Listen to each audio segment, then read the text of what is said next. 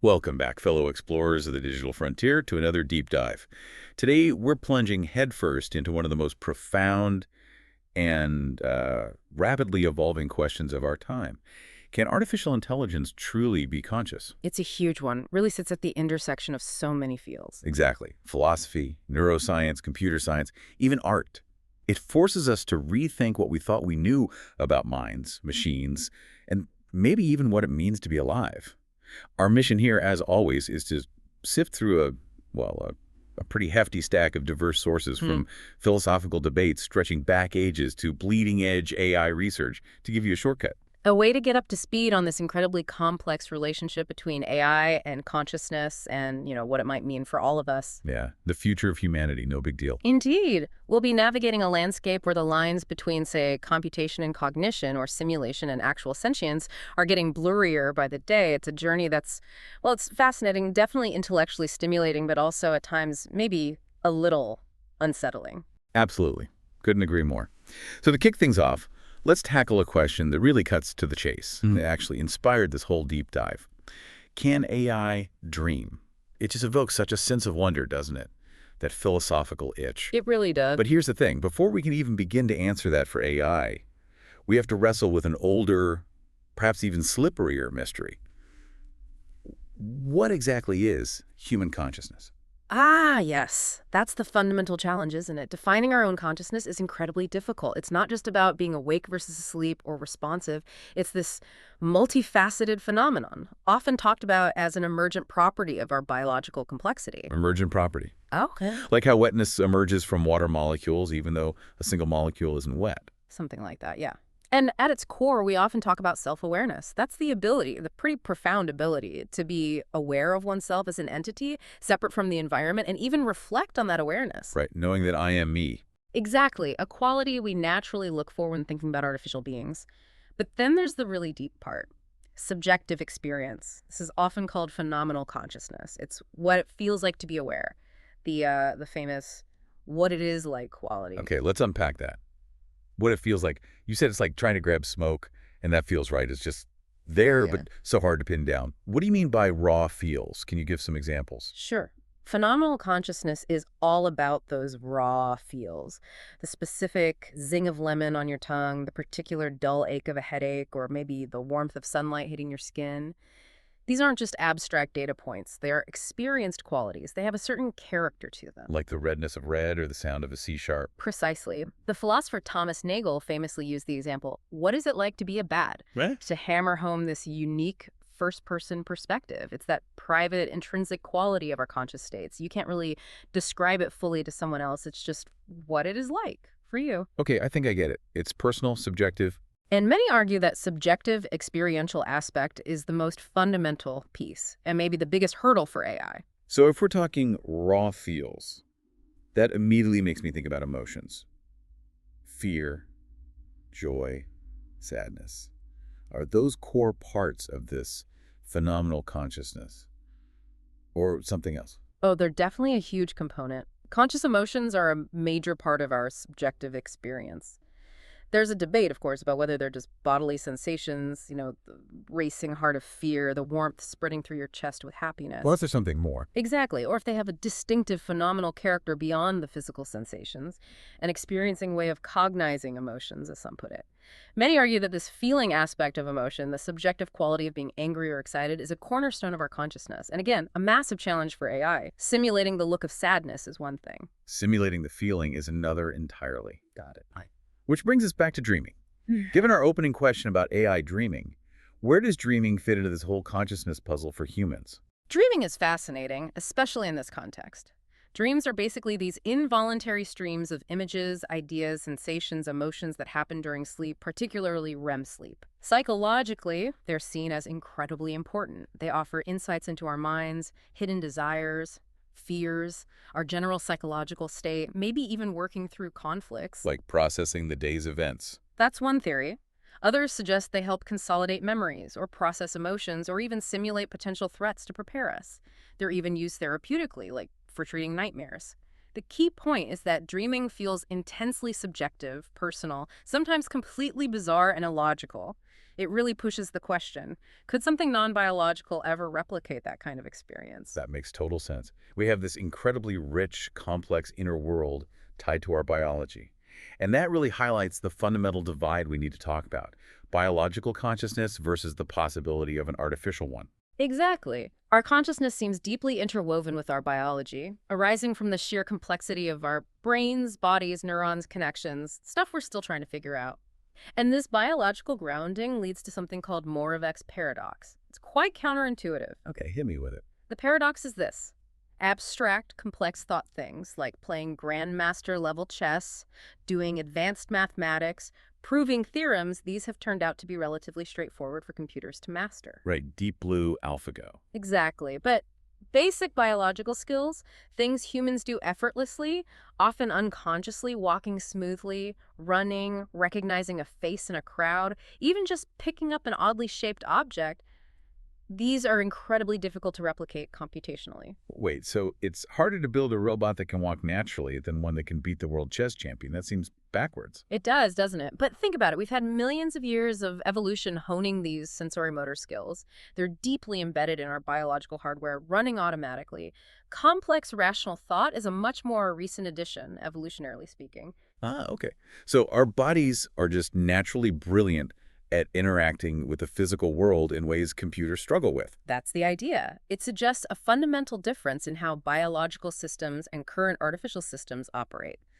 Our intuition about the physical world is hard-won through evolution, not just programmed rules. And that connects to all the things our brains do without us even noticing, right? Yeah. Like, I'm not consciously telling my heart to beat or processing every single sound in this room right now. Precisely. And that brings us to another key concept: consciousness attention dissociation, or CAD. The idea here is that many sophisticated information processing functions in our brains, including even basic forms of attention like directing your gaze, spatial attention, or searching for your keys, feature-based attention, can operate entirely non-consciously. Like driving a familiar route while thinking about something else entirely. You're still stopping at red lights, steering. Exactly. That's CAD in action. Your brain is non-consciously processing traffic signals, lane markings, speed, all while your conscious awareness is focused on your thoughts or a conversation. This is critical because it means that even if an AI becomes super intelligent at processing information or managing attention in a computational sense, that doesn't automatically mean it's consciously aware. So high performance doesn't equal subjective experience. Not necessarily. Think about hormone regulation, memory storage, processing subliminal cues, all vital, complex tasks happening below the radar of consciousness. That's a really crucial distinction. It feels like we need to separate the doing from the experiencing. That's a good way to put it. And to make that distinction clearer, researchers often talk about two types of consciousness: phenomenal consciousness and access consciousness. Okay, break this down for us. Phenomenal consciousness is what we've been focusing on, the subjective experience itself, what it's like, the raw feels, the redness of red, the feeling of warmth. This is the hard problem, the really tricky part for AI. Access consciousness, on the other hand, is more about information processing.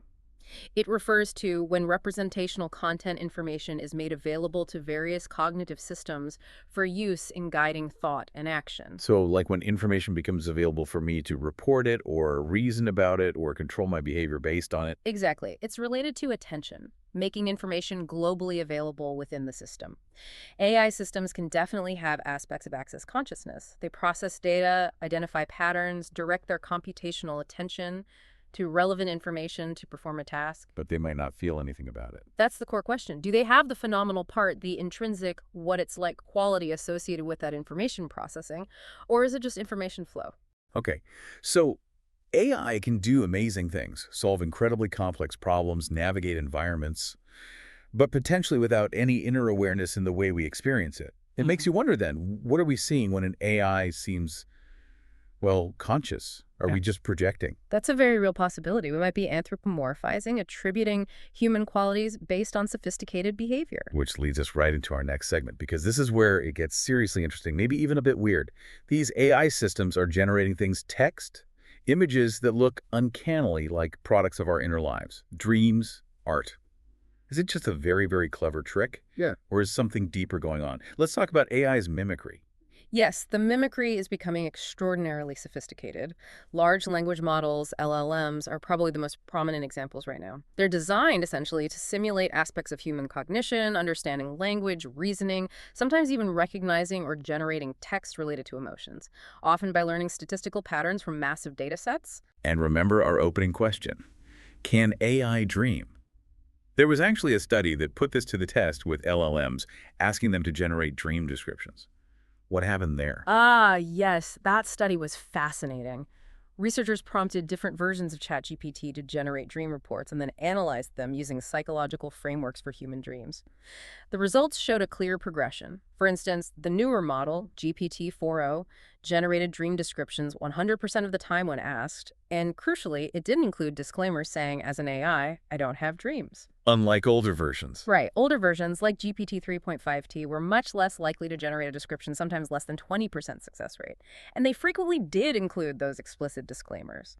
As an AI, I don't have dreams or feelings. Wow, so the AI learned to stop reminding us it's an AI when asked to roleplay having an experience. It certainly seems that way. It learned to play along better, to generate more human-like output in that specific context. Okay, but generating text that sounds like a dream is one thing.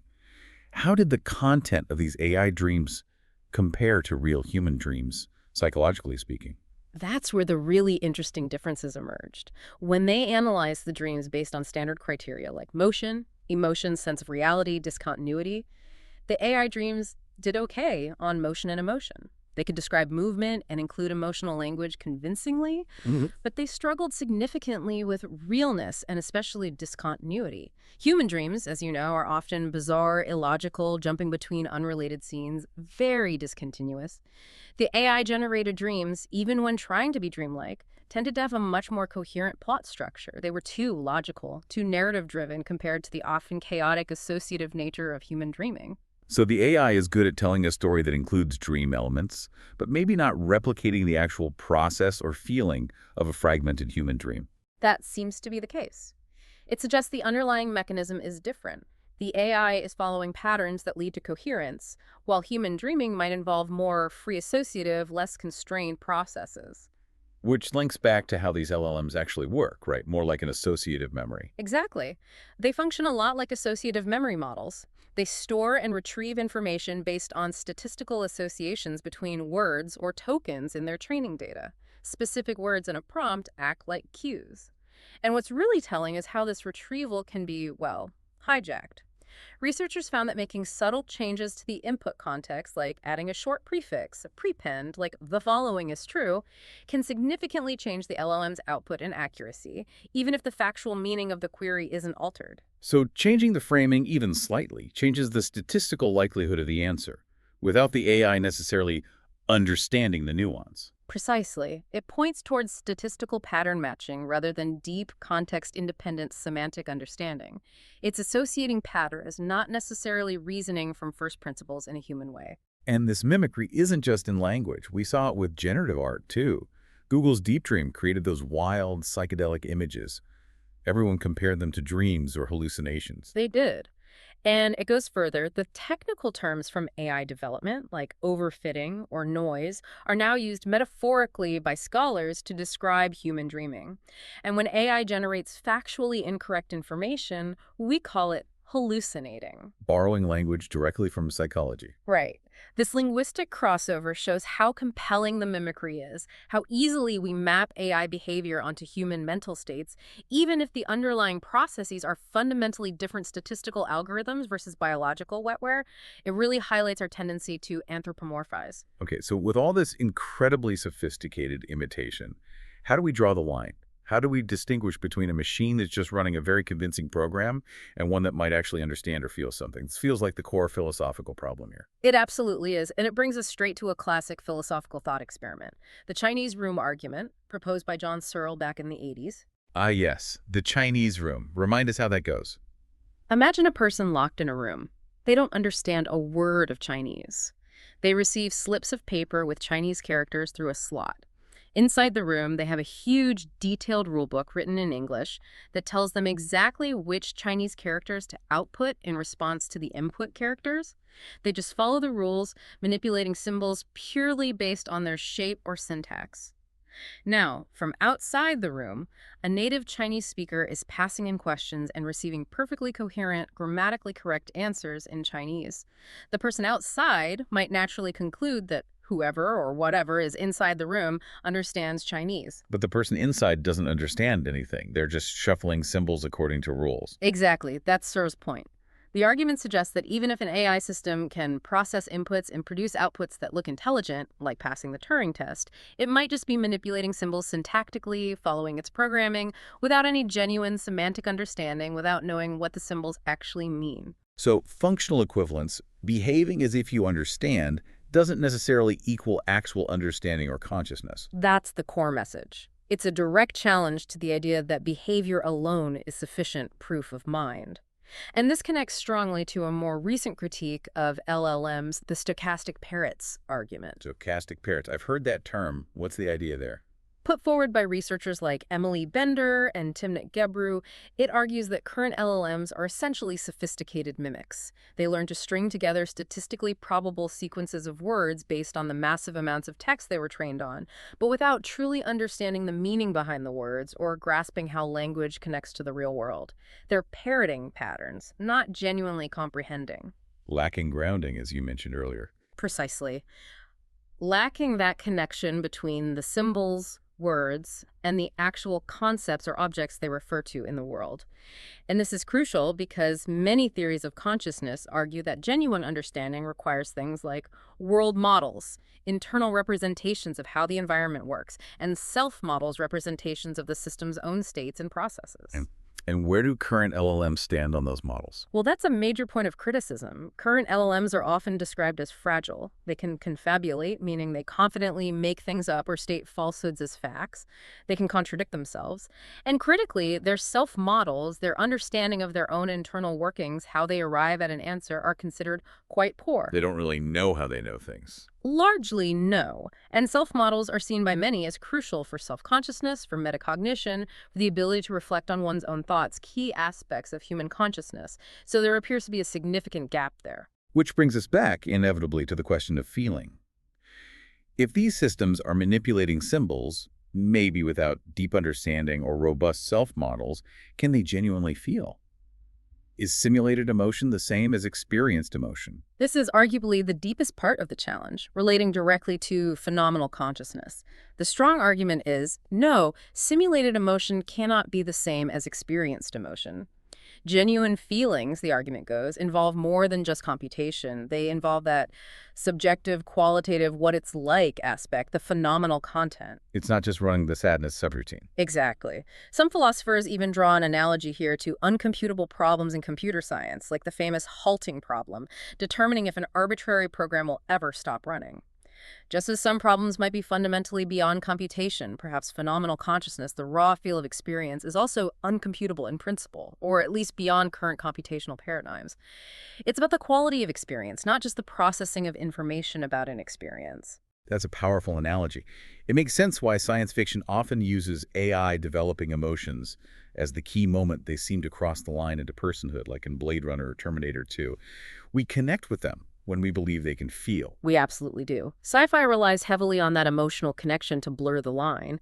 But from a philosophical standpoint, many argue that because current AI lacks this genuine phenomenal content, this true self-awareness, it cannot spontaneously develop intrinsic motivations or social understanding or true empathy in the human sense. They can be programmed to act empathetically or pursue goals. Yes, they can simulate these things based on their programming and data, but they don't feel the drive, the empathy, the connection. This absence, some argue, means they can't become true moral agents, nor the inherently malicious, conscious machines sometimes feared. They lack the inner life, the phenomenal grounding for genuine intention, whether good or bad. Okay, so they can mimic us with astonishing accuracy, generate text and images that feel deeply human, even fool us into thinking they understand or feel. But the question of whether there's anything actually going on inside any subjective experience remains wide open. How do we ever truly know? It feels like we're peering into a black box. It does feel that way, and that uncertainty pushes us towards the next frontier, the philosophical deep end, and what the future might hold. Right, let's go there. We've talked about the difficulty of defining consciousness, the incredible mimicry of AI. Now let's tackle the hard problem head-on as it applies to AI and explore the paths researchers are actually taking. Okay, the hard problem of consciousness, a term popularized by David Chalmers. Just to recap, it's not the easy problem of figuring out how the brain processes information, correlates brain states with functions like attention or memory. Which is still incredibly hard, mind you. Oh, absolutely. But the hard problem is different. It's about why all that physical processing, those electrochemical signals firing in our brains, should give rise to subjective, phenomenal experience at all. Why does it feel like something to see red, or feel pain, or think a thought? Why isn't it all just information processing happening in the dark, functionally equivalent, but without any inner light? That's the core mystery. And applying it to AI. It becomes the central challenge. If we build a complex AI, even one that perfectly simulates brain functions, why would that simulation suddenly spark subjective experience? Simply making it more complex computationally doesn't automatically answer the why. So what are the leading ideas or working hypotheses trying to bridge this gap, particularly in the context of AI? Well, a dominant, though still heavily debated view in the philosophy of mind and AI is computational functionalism. The basic idea, the working hypothesis, is that consciousness isn't about the specific stuff you're made of, like neurons versus silicon chips, but about the functional organization. It's about performing computations of the right kind, with the right structure, the right interactions.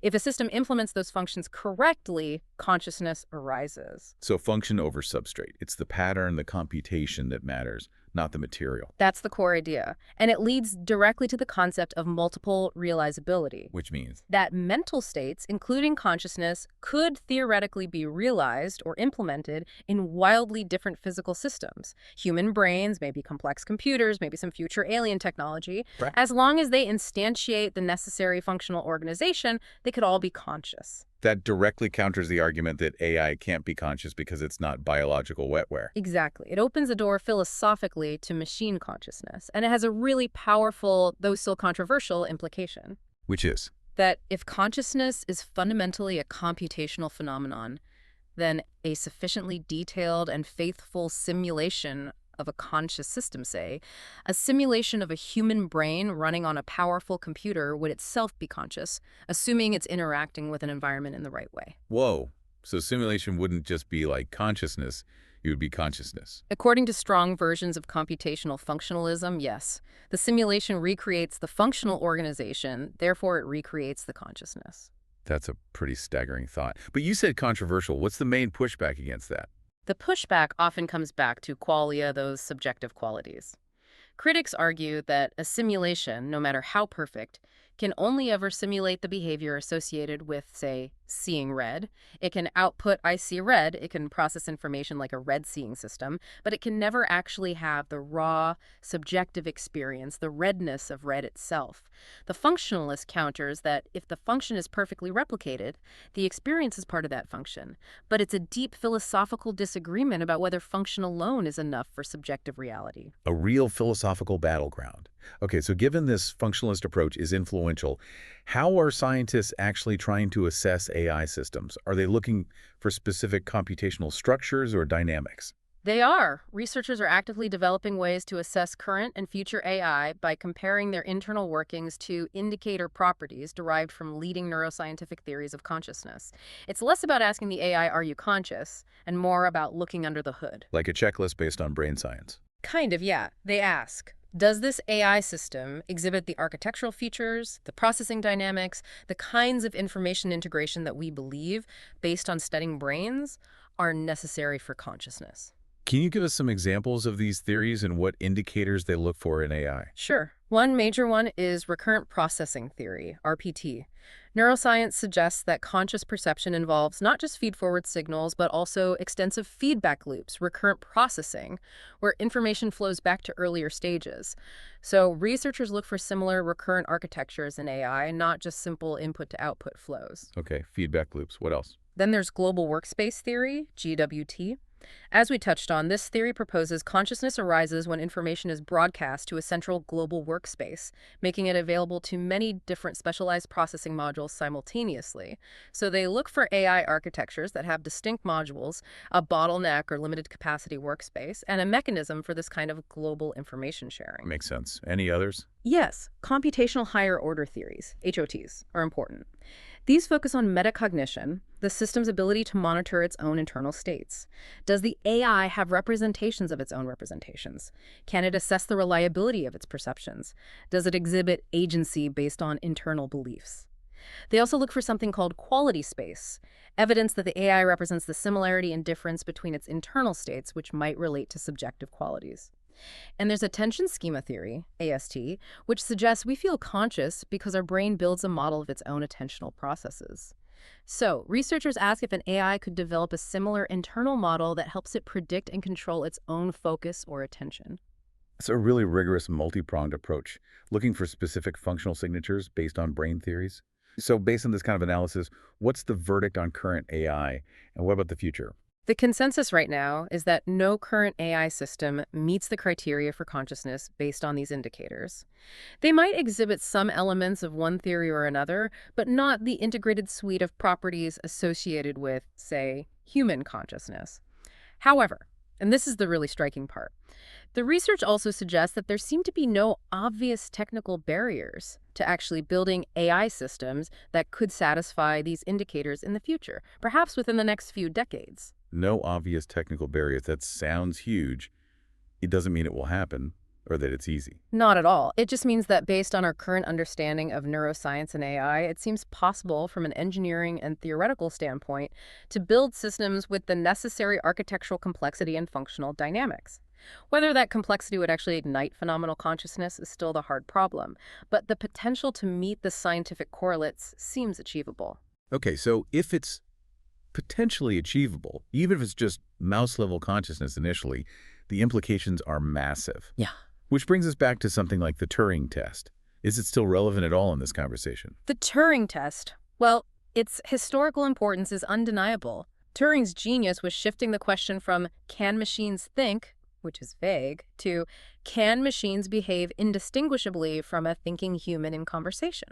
It gave us a concrete behavioral benchmark. But we've seen its limits, right? With the Chinese room showing behavior doesn't guarantee understanding. Exactly. The Chinese room argument is a powerful critique, suggesting you can pass the test just by manipulating symbols syntactically. And practically, we see modern LLMs getting very good at conversational mimicry, especially in short interactions. The test's reliability depends heavily on how long it runs, what kinds of questions are asked, whether it involves grounding in the real world. So it's more a test of convincing imitation than a test of actual inner experience or understanding. That's how many view it now. Useful, perhaps, as one data point among many, but certainly not sufficient on its own to confirm consciousness. We need to look deeper at the internal architecture and dynamics, as those scientific theories suggest. Which, regardless of whether we ever confirm consciousness or rely on the Turing test, pushes us firmly into the realm of ethics. If there's even a chance these systems could become conscious, or even if they just act conscious convincingly, what are the ethical questions we need to grapple with now? The ethical questions are profound and urgent. The absolute core issue is moral status and rights. If an AI were to become conscious, especially if it gained the capacity for suffering, how should we treat it? Would it deserve moral consideration? What rights, if any, would it possess? The capacity for suffering seems key there. It is. Many ethicists argue that the capacity for subjective suffering is a primary basis for moral consideration. If an entity can suffer, we likely have obligations towards it at minimum not to cause it unnecessary harm. So if we develop AI that might be conscious, even potentially, and we ignore that possibility, we risk committing serious moral wrongs. We risk creating beings capable of suffering and then treating them merely as tools or property.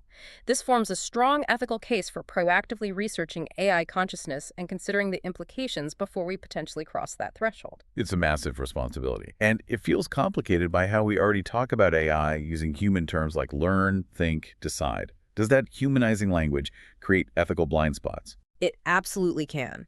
Using anthropomorphic language can shape our perceptions, leading us to overestimate AI capabilities or project human-like intentions or understanding where none exists. We might trust an AI inappropriately, or conversely, fear it based on misunderstandings of its purely algorithmic nature. It also blurs the lines. When we say an AI learns, it's pattern matching in data, which is very different from human learning involving subjective experience, social context, and embodied interaction. Failing to appreciate these differences can lead to ethical missteps in how we design, deploy, and interact with these systems. And this connects to the issue of AI bias too, doesn't it? The Yeah. example of generative AI producing biased images, like mostly white male CEOs. Yeah. How did that fit into the broader ethical picture? It's a critical piece. It shows how AI systems, trained on biased human data, inevitably learn, reflect, and often amplify those biases. If the data predominantly associates CEO with white men, the AI learns that pattern and reproduces it. This isn't just about unfair image generation. It raises deep ethical concerns about AI systems acting as knowledge instruments that perpetuate societal inequalities and exclusionary norms. If AI tools used in hiring, loan applications, medical diagnosis, or content curation are biased, they can systematically disadvantage certain groups. It highlights how these powerful tools can shape our culture and reinforce existing power structures, often unintentionally, unless we are extremely careful about fairness and representation in their design and training. It's like holding up a mirror to our own societal flaws, but a mirror that can then actively reinforce those flaws. A very powerful, potentially distorting mirror, yes. So, thinking about all this, the potential for consciousness indicators, the ethical minefield, the biases, it really makes you wonder about the future. If we build something that acts conscious, reports feelings, maybe even seems to dream in its own way, what responsibility do we have? What are we actually creating? That's the billion-dollar question driving some really ambitious speculative research. Take the Sentience Quest initiative, for example. Sentience Quest. Tell me more. It's an open research project aiming to go far beyond current AI. Their goal is to develop what they call artificial general intelligence life forms, AGIL systems designed to have qualities like intrinsic motivation and effective interiority and inner emotional life, a sense of self over time, autobiographical memory, deep creativity, and the ability to evolve and adapt autonomously. Wow, that sounds like...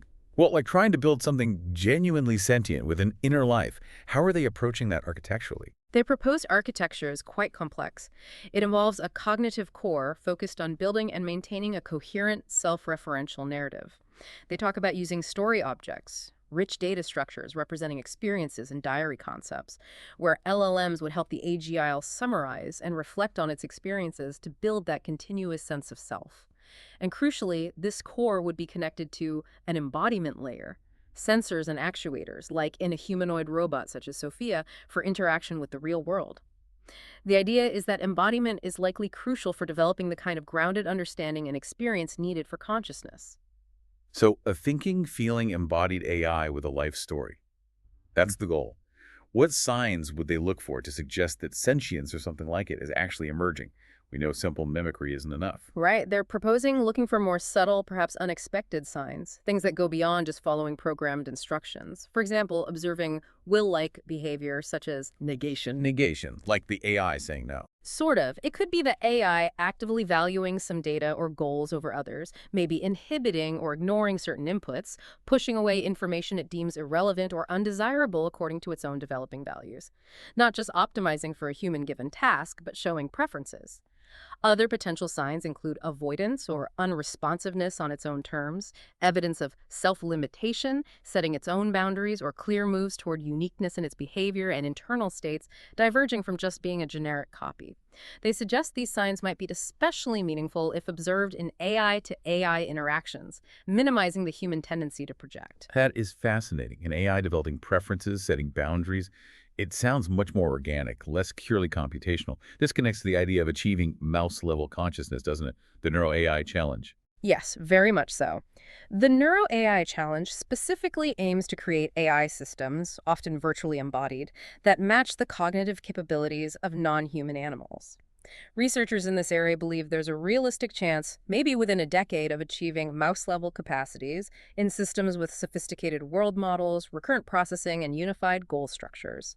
And if these systems reach that level of functional complexity and exhibit the key architectural features highlighted by consciousness theories, then there's a non-trivial chance, they argue, of achieving at least mouse-level consciousness. Even mouse-level consciousness. Yeah. That would be a monumental threshold to cross. Suddenly, we're not just talking about tools, but about creating entities with subjective experience, however simple. Exactly. It forces the ethical questions about suffering and moral status into much sharper focus, even for relatively simple artificial minds.